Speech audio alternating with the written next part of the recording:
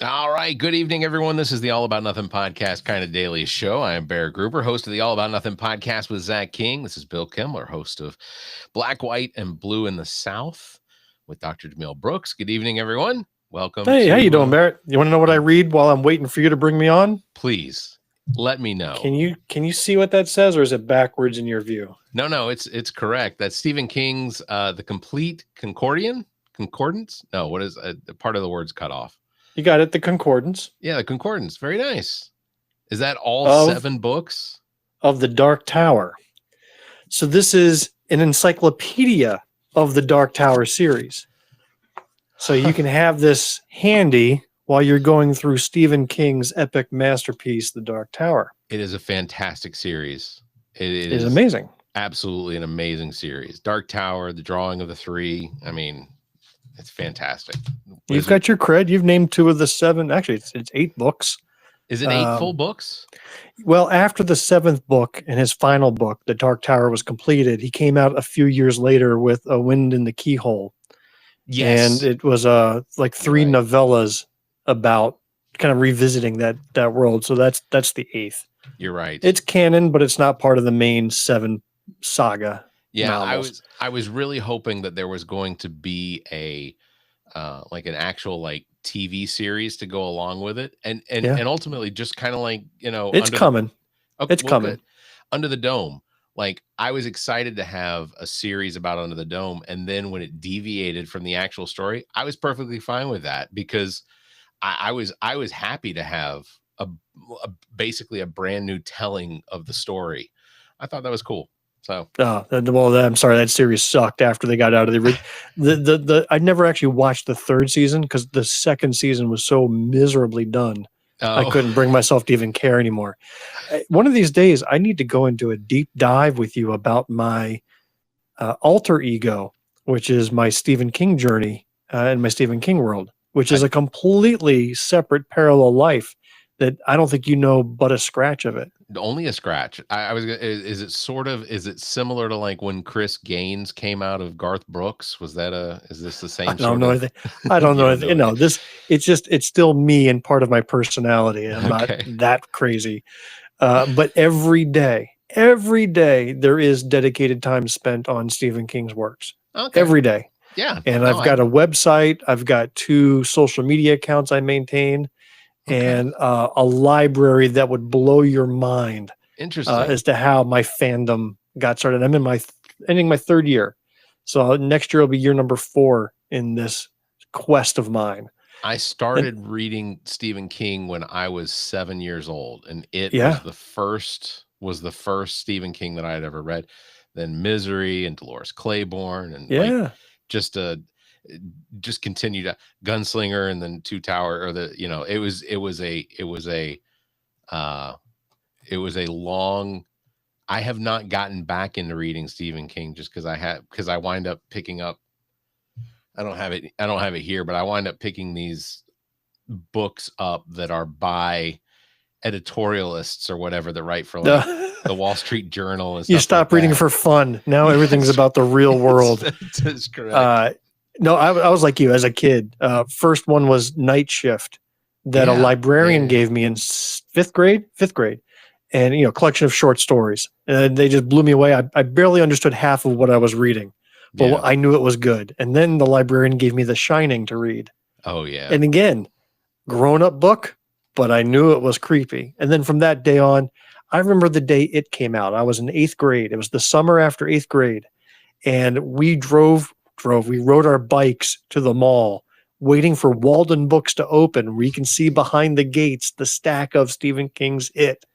And me and my buddies got there, bought the first copies, and spent the next 3 days and just ripped through it. That's all we did as 8th grade kids. It was a glorious time. The copy of it that I got came from the Book Nook, which is still on North Druid Hills Road near Claremont in Decatur. And the Book Nook is still there.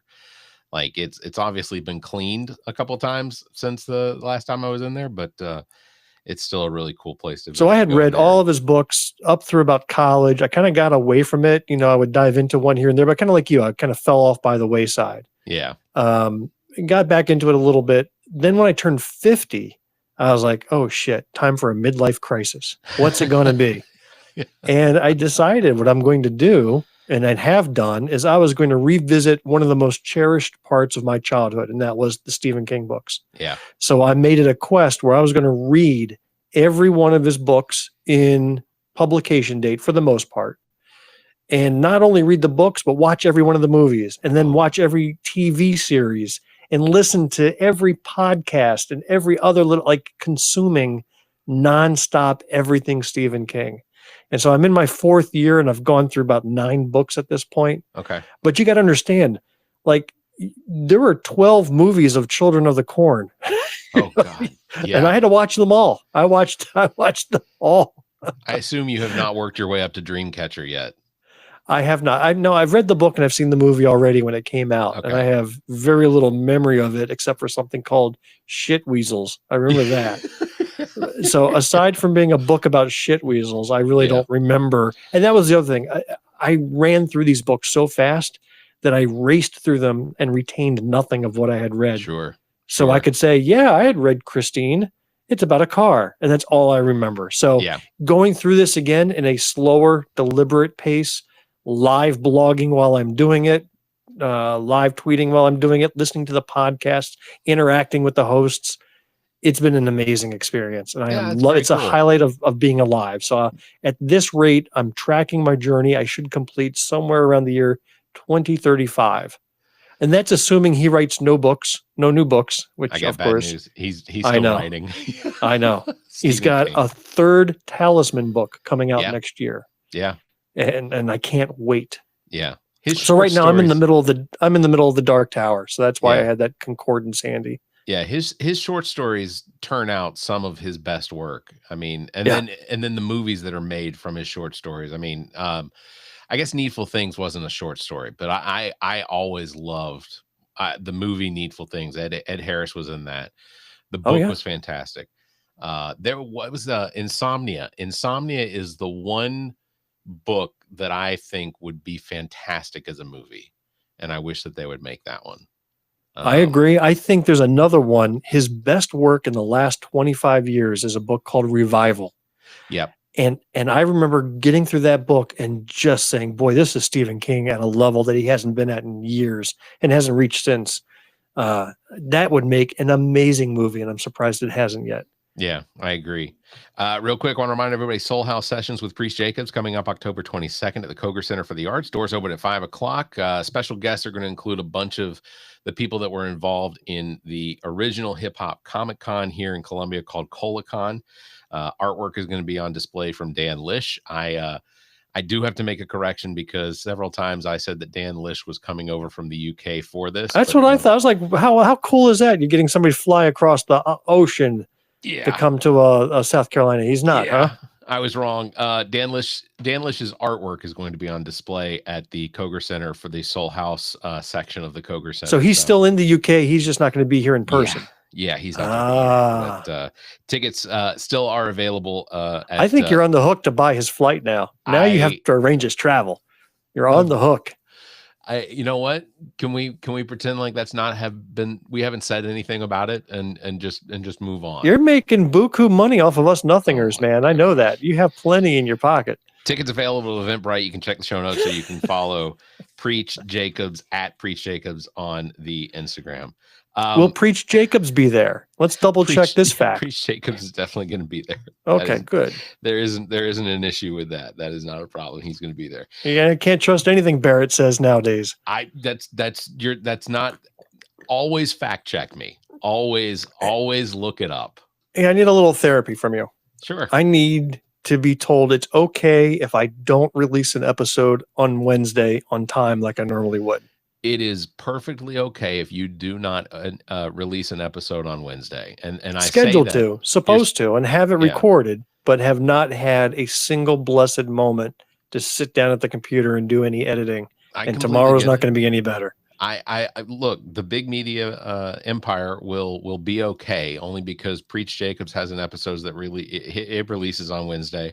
As well, I am sure that Heather and Tamara will be releasing an episode of the Awakening podcast on Wednesday. So if yours comes out Thursday, I think that I think we're okay.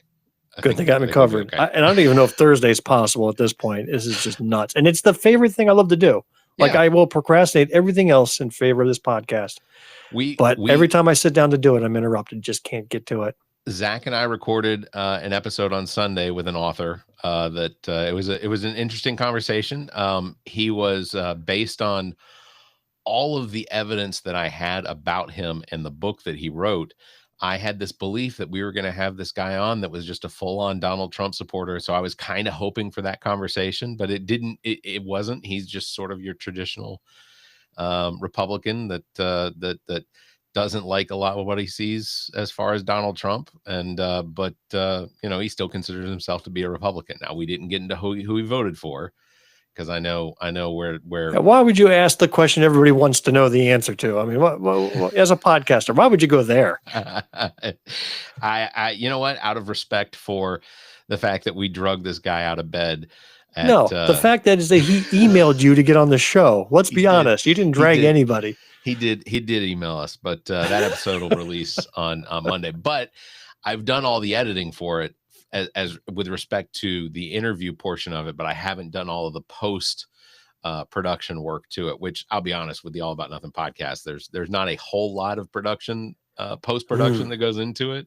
See that I tell you, for every minute of our show we record, there's about 3 or 4 minutes of post production I do. Yeah, that's incredible. It's a lengthy process.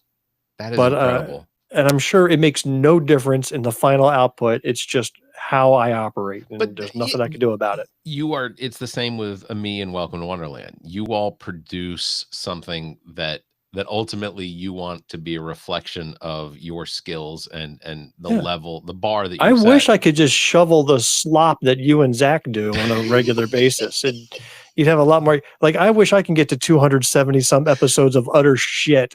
That would be great, but I can't do it. So that's why we're still in our 70s. Well, and and that's when the shit that we shovel winds up being miscues or forgetfulness on things like the fact that Lawrence Taylor is. Oh my gosh, I was going to bring that up.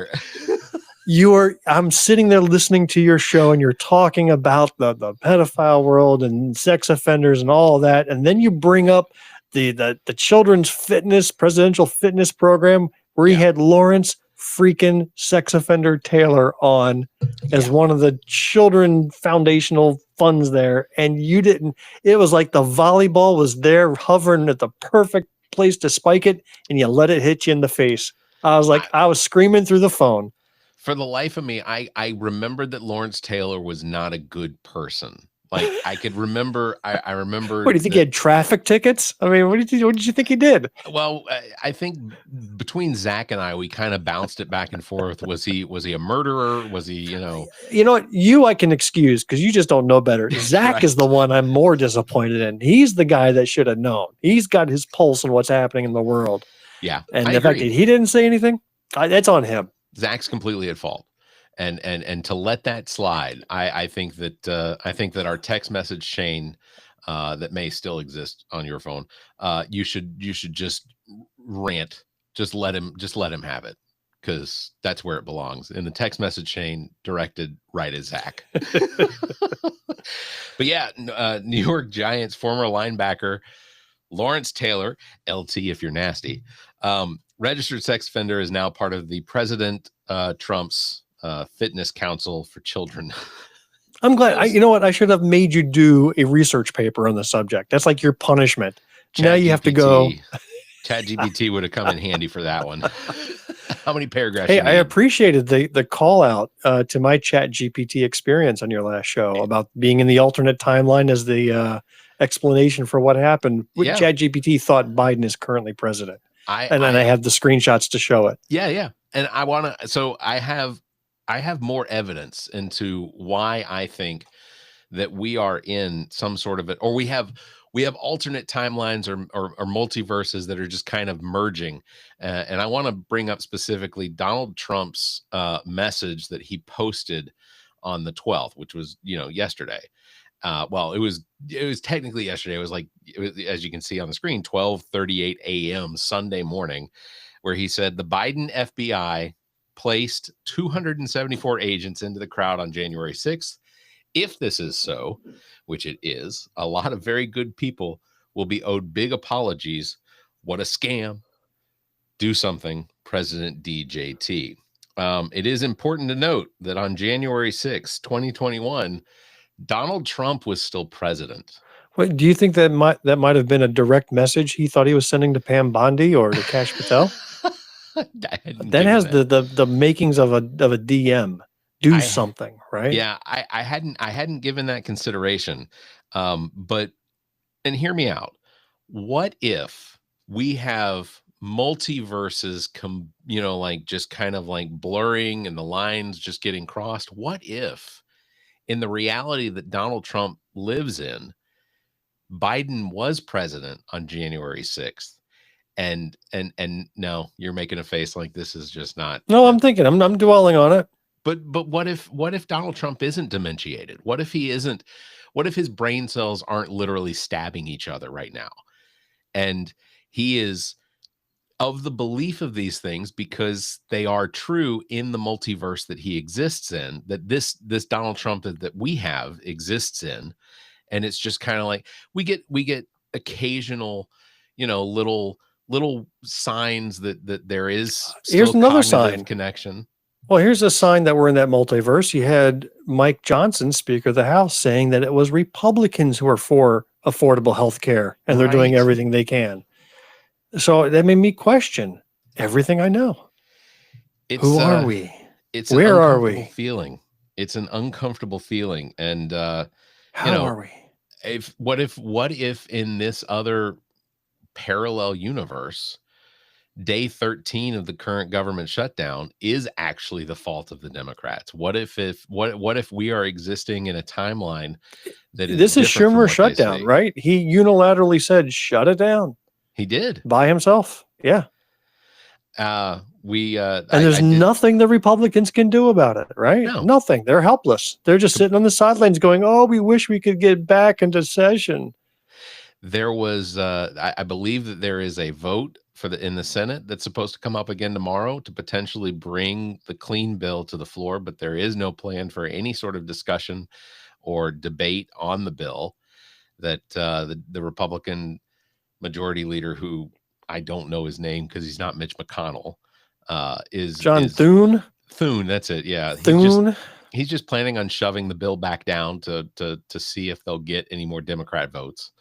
I mean, meanwhile, Mike Johnson wants to get back to work so he can release the Epstein files. You hear him saying he's been trying to do it every day, but he can't because, government shutdown. What can you do? He's helpless. And the Speaker of the House has no ability to call the rest of the representatives back to work. Like he can't send out. When the government shut down, the gavel doesn't work. Right. The gavels, they take that away because they're not paying for it. So they're using the Amazon Basic batteries in the gavel, and it just doesn't. It's just muted clicks. Is all. Nothing he can do. He's helpless. I am dumbfounded by Mike Johnson when he discusses in front of the press, because he apparently, I guess, is still in Washington. Because let's be honest, Shreveport, Louisiana is not a place that I want to be at this time of year. Not because Shreveport isn't a beautiful place to live, but it's still suffering from its third summer of the year, and mosquitoes are like that big. But the fact that Mike Johnson's hanging out in Washington, D.C. with almost none of his Republican cohorts around him, except for the few that'll line up behind him. The questions about the Epstein files, why won't they swear in this representative from Arizona? It just constant deflections, and it's entertaining because any question about Epstein is turned around to being, well, why aren't the Democrats coming back? Why won't you haven't called them back? What are they? This continuing resolution on. I guess I don't know what it is. It's not really a budget because we haven't had a budget in since Biden's second term or second year. I see we're in that timeline again. Biden's second term. Yeah. Remember that when he balanced the budget in his second term? That was a good year. No, Mike Johnson, if if they call Congress back if they call the representatives back, if he has the representatives come back, then the first thing he has to do is swear in the Arizona representative that was elected in the special election, which means that she can then be the 218th vote or signature on this petition that will ultimately release all of the potential grand jury testimony where they heard from witnesses and victims and things like that, where names were named. So he's delaying and the inevitable. Yeah. What do you think they're doing with the time that they've just bought themselves by this delay? So he's every day. What are they doing with it? I can tell you this. I know they are not holding town halls here because Joe Wilson has not held a town hall in, I don't know. It's been 4 years now, 4 or 5 years. We haven't had a town hall from Joe Wilson. And you would think that take that opportunity, go back to your, and it's a heavily, no, I mean, I don't mean like, what are the other Congress people doing? I mean, they're delaying this release of the Epstein files. What are they doing to protect Trump with this delay? Like, why not just rip the Band-Aid off and get it over with? Agreed. Are they doing something in the background, do you think, to build up his defense? Because these files are coming out. Yeah. So what are they doing, do you think, with all this extra time? I don't think there is a defense to be had. I think that the likelihood is that that potentially maybe they'll find something that is a big enough distraction that when they do get released, and they will, that it will be a situation where we as citizens, they assume we will say, it doesn't matter that he's in the Epstein files. We need Donald Trump. And I mean, I threw up a little bit in my mouth when I said that, but I think that their hope is that something like Israel and a peace accord in between Israel and Palestine. I think that there's the idea that maybe that is a distraction enough. The idea that now we are opening up in Idaho an air base. You want to talk about that? I don't know a whole lot about it except that it just sounds weird. No, it's not as weird as I think it sounds. I'll say that their messaging was awful or the reporting wasn't all that great. But basically, as part of this arrangement with Qatar where Trump got the plane, and then the United States then was able to sell the Qatari Air Force some planes. Okay. And so what they've done is struck a deal that the Qataris could send their Air Force pilots to the U.S. to get trained on how to use these planes.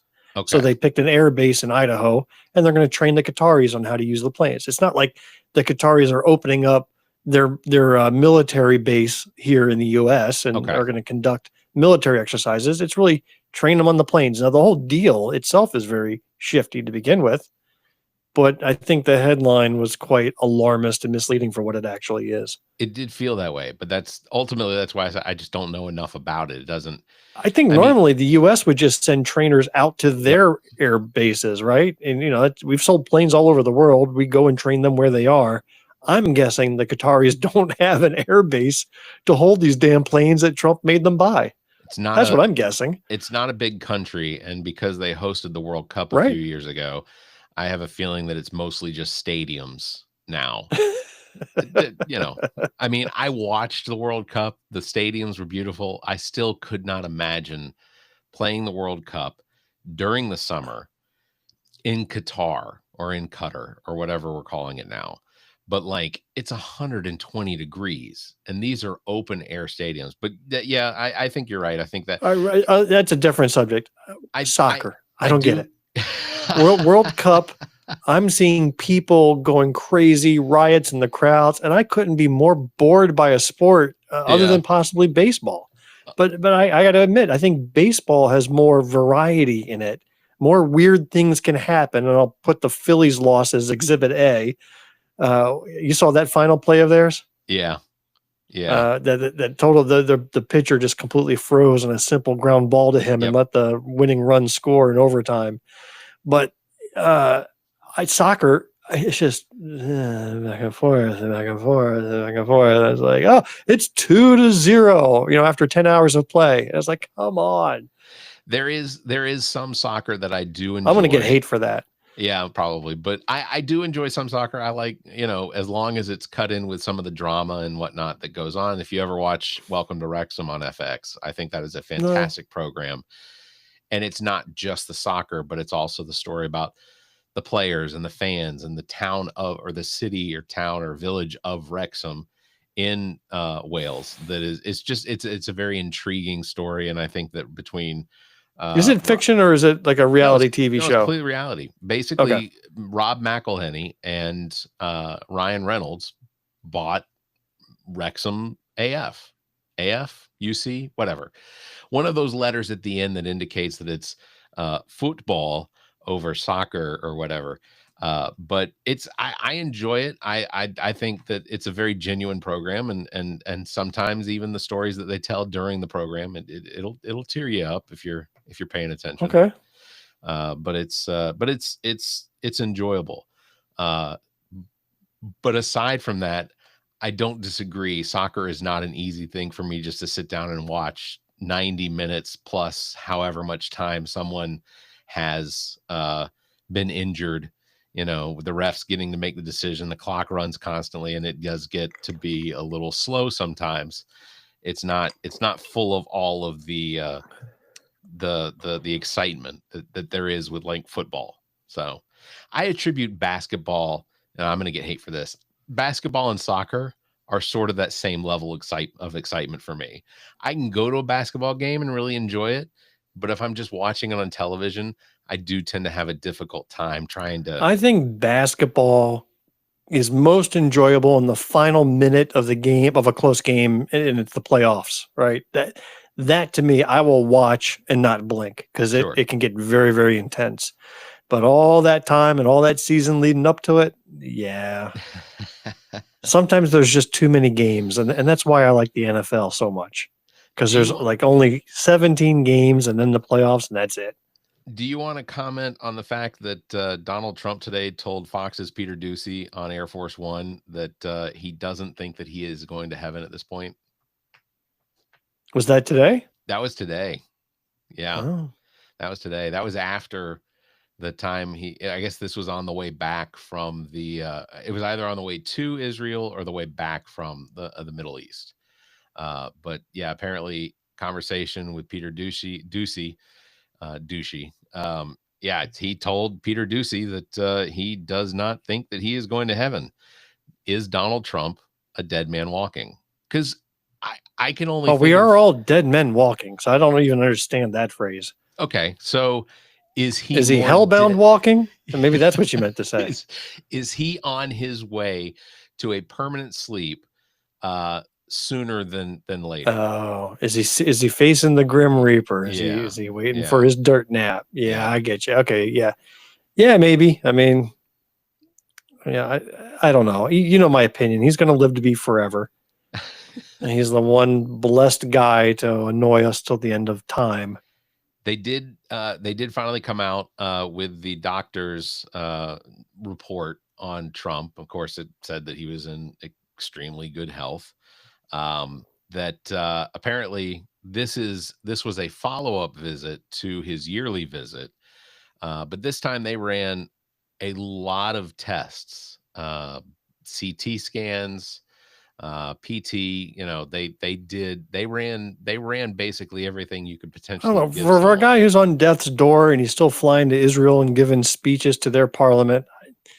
Again, I'm done speculating on his health and well-being, because apparently he still can do everything. I was gonna say, if you want, I can pull back up the tweet or truth or whatever he calls it from Sunday morning, where he claims that Biden's FBI was sent to basically instigate the riot. But I don't care. I mean, again, 15 years ago, he was tweeting dumb stuff then too about people who he thought was alive doing a great job who died 50 years ago. So I mean, this is nothing new.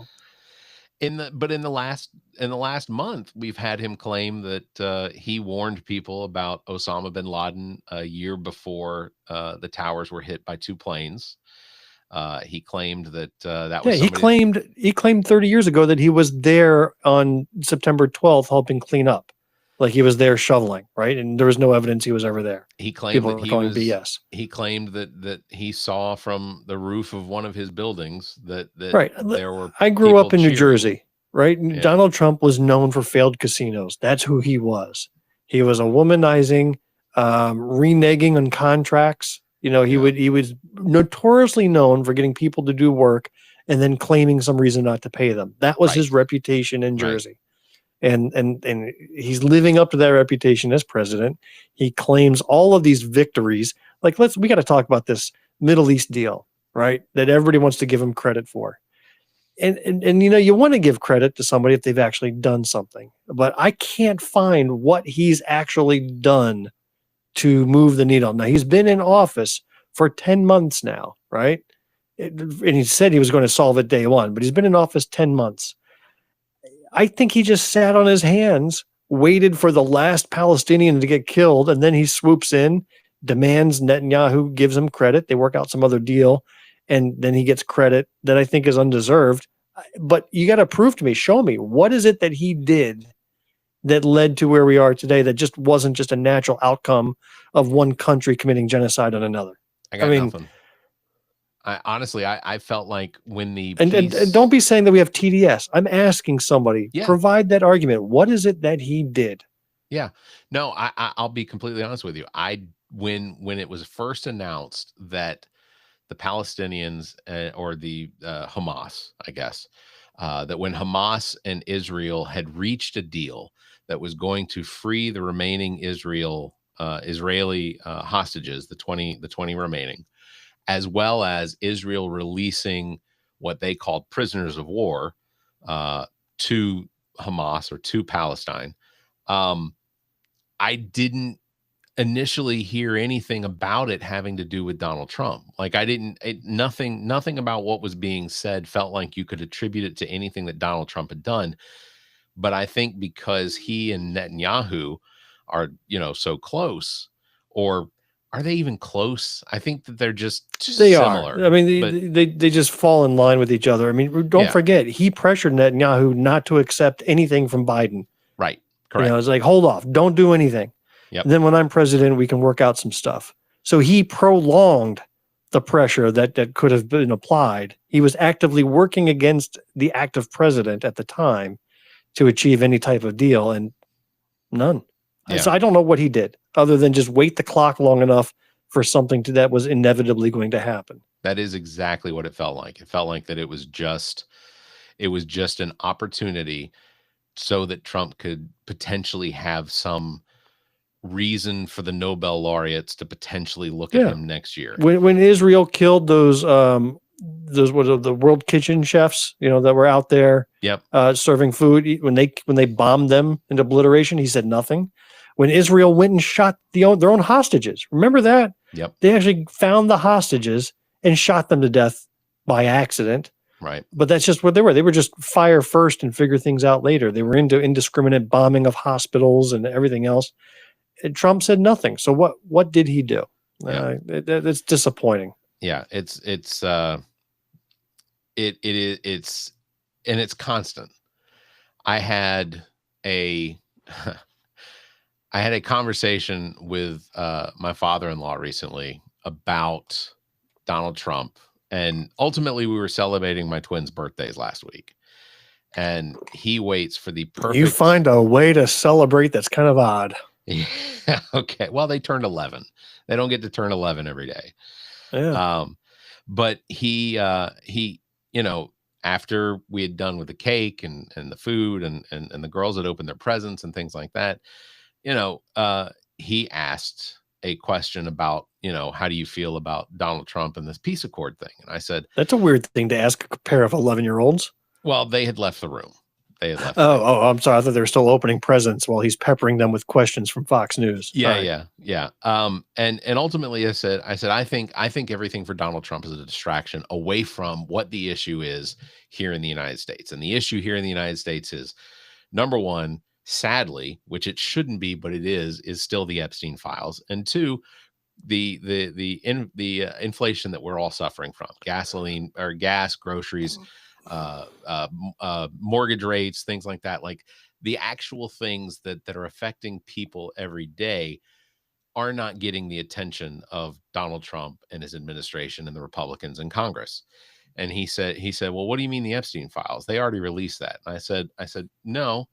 I said that there have been pieces of the Epstein files that have been released, but ultimately, no, we don't have the grand jury testimony from the witnesses and the victims and things like that. That has not been released.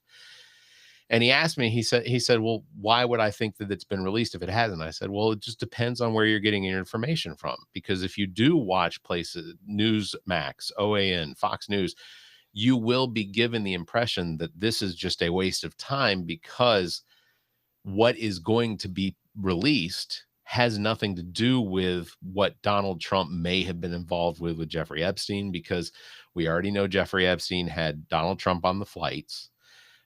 Because he's on the flight log.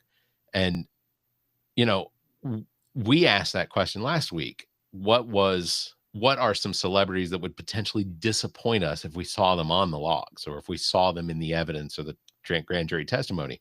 Zach King was top of the list. I don't know that I'd be disappointed. Sorry, Zach. Yeah. Not surprised, but you would be disappointed. Yeah, I would be a little disappointed. But the conversation then degraded. And I said, and I finally got to say something to him that I have wanted to say to Trump supporters. That is basically my biggest disappointment in this entire thing, is the fact that hypothetically, if Donald Trump is in the Epstein files, if he created victims out of these young women, that not you, but this group that continues to support him, you would support him as being president over anyone else, that you are so ready to see Bill Clinton's name in the list. You're so ready to see, you mentioned Jimmy Carter, but Bill Gates and Stephen Hawking's and things like that. You're so willing and ready to accept that these people did something wrong. But if Donald Trump's name in there, you're perfectly fine with that. And his exact statement back to me was, well, if not Donald Trump as president, then who? And I was floored. The fact that you can still sit there and smile and be okay with Donald Trump being listed as the antagonist against these women, these girls, these women now, and be okay with Donald Trump being involved in anything like that. And your only statement back is, well, if Donald Trump's not going to be president, then who would be? And I don't understand that mentality. Like, if Bill Clinton's in there and he created victims, 100% convict or have a trial. If any other people are listed, listen, I'm going to talk you down from the ledge. You're covering material you've covered a million times before. I know, and we know it. It's tough to get out of that circle. I know what that's like. I just don't get it. And this is the man that raised the woman you decided to propose to, right? So, yeah, that's correct. That is something that will fry your brain to try to tie all that together. Fortunately, and I think it comes down to just a personality trait that says you can't be wrong, and I will stick by my opinion no matter what evidence may come, and the brain will just twist itself into a knot over it.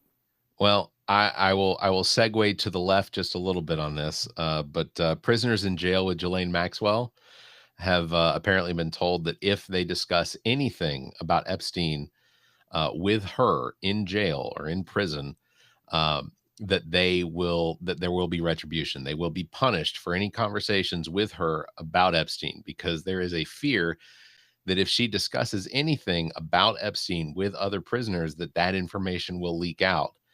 And that our justice system, our Department of Justice, is protecting every single piece of the potential trail, including Ghislaine Maxwell in prison. Wasn't there a somewhat famous convicted pedophile who belonged to some sort of band who was stabbed in jail a couple of days ago? Maybe. You didn't catch that news? I think I missed that one. He seemed like he was a 30, 40 something year old rocker. And I didn't recognize the name or the band because I'm an ancient old man. But apparently he was stabbed, and the world is rejoicing, at least according to my Facebook feed. I feel like I'm again, I never want to see someone harmed or Come on, whatever. you got the Google in front of you. Go Yeah, that's Google. true. Famous rocker stabbed, and you should get a news article pop up just from yesterday, if not the day before. Here's okay, there we go. I was gonna say, here's the issue is that as I try and pull up my Google, my mouse gets stuck on my iPad, which is infuriating to me. Let's see. Former rocker in jail. Stabbed. Yeah, just do that and see what you get. Let's see. Ian Watkins, disgraced frontman of the Welsh rock band Lost Prophets, maybe. That's it.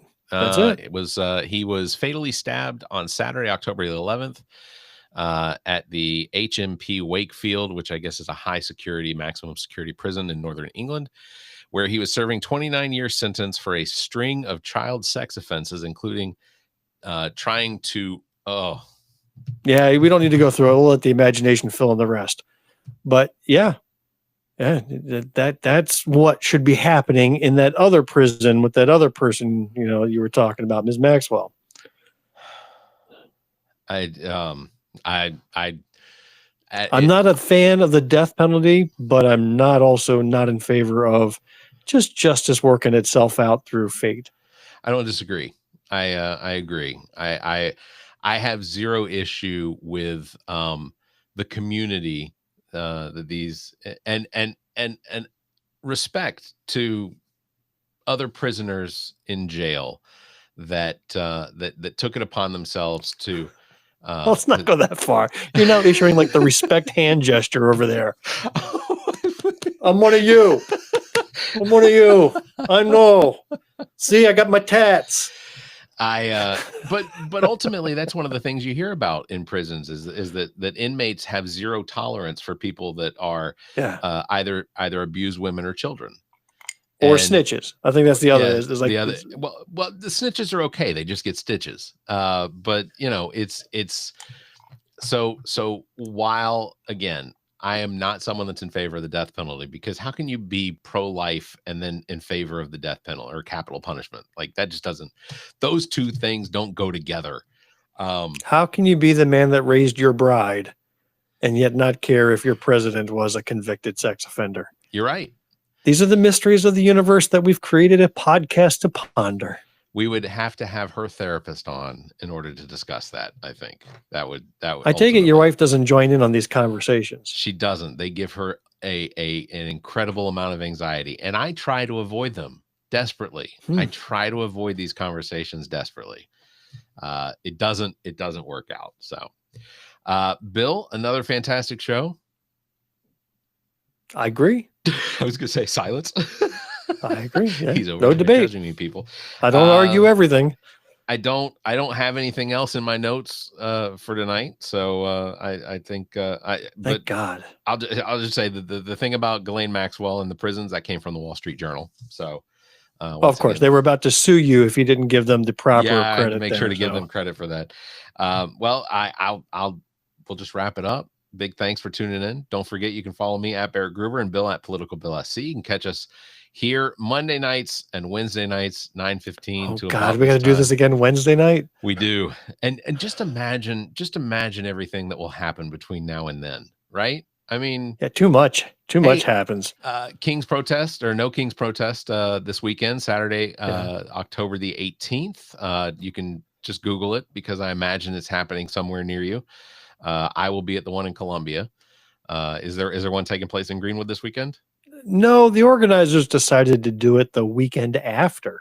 Oh, okay. So they wanted to go to Columbia, and so they've scheduled a Greenwood only version on the 25th. Well, still respect for the fact that they're going to hold one even a week later, but to join in. Respect. Like I said, that hand isn't going anywhere else. Until next time, everybody, you all stay safe, be kind. Remember this, that we are merely 13 days away from where Back to the Future Part 2 sent Marty McFly into the future. We are 13 days away from that being 10 years ago. So just ponder on that. That's where we're at. Stay safe, be kind, keep your hands to yourself. And I can't get to the stop button because my mouse is over